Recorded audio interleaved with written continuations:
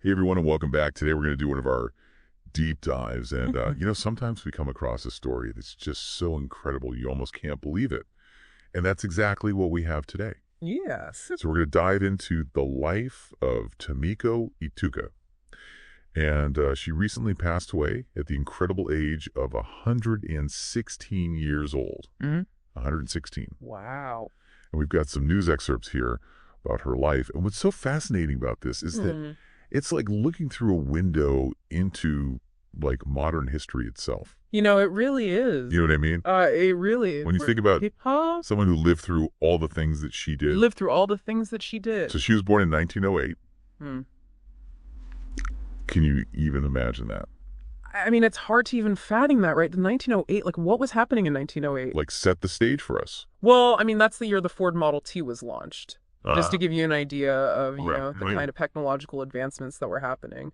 And, this is just 6 years before World War I. So she's born into a world on the cusp of this massive global conflict. And to think about all the changes that have happened since then. Yeah. What would life have been like back then? Oh my gosh, completely different. Right. I mean, Well, we're talking horse-drawn carriages sharing the road with those early automobiles. wow. News traveled slow, communication was limited. I mean, can you imagine a world without the internet? No. I mean, I can't even imagine life without my smartphone. Exactly. And, it's not just the technology. Daily life was just vastly different. People worked differently. They ate differently. Their social structures were different. I know. It's just so hard to grasp. But here's the thing, though. Mhm. Even amidst all of that, right, this is what I find so fascinating. We see young Tomiko playing volleyball, climbing Mount Ontake, Oh, wow. which is over 3,000 meters tall. That's pretty impressive. And not only did she climb it once, she climbed it twice. Twice. So she was this, really active, adventurous young woman. That sounds like it. It makes you wonder, if those early experiences, like that sense of adventure, that kind of facing challenges head on, Yeah. if that somehow shaped her for the turbulent century that lay ahead. I think that's a really great point. It's interesting to think about how our early experiences shape our resilience. And she certainly had to be resilient. I mean, think about it. She lived through 2 world wars, pandemics, the rise of technology, like you said, all these massive shifts in society and culture. I mean, you don't navigate that kind of change without, being really strong and adaptable, right? Exactly. So speaking of her life, she got married at age 20.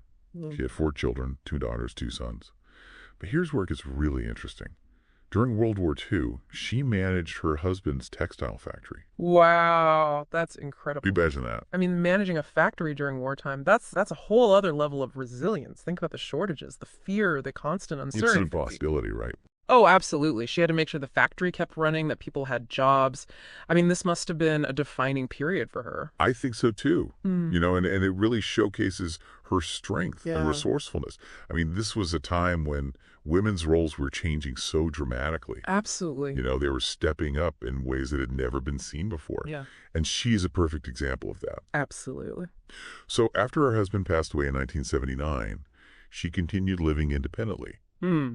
which makes you think about how family structures have changed, right? Right. And how support for the elderly has evolved over time. Yep. It's not uncommon now to see people living independently well into their 80s and 90s. And even beyond. Exactly. But back then, it was probably less common. Oh, for sure. The whole idea of family and aging has shifted so much. Yeah. But here's what I found so endearing about the news excerpts. They mentioned her love for bananas and kelpis, Hmm. especially in her later years. Oh, that's sweet. Isn't it? Yeah, it is. And it's especially poignant because she lived to celebrate another Respect for the Aged Day in Japan, which is a holiday that honors the elderly. That's lovely. It is, and it's just a beautiful reminder that even amidst these huge historical events, these simple joys still matter. Absolutely. The things that bring us comfort and happiness. Yeah, exactly.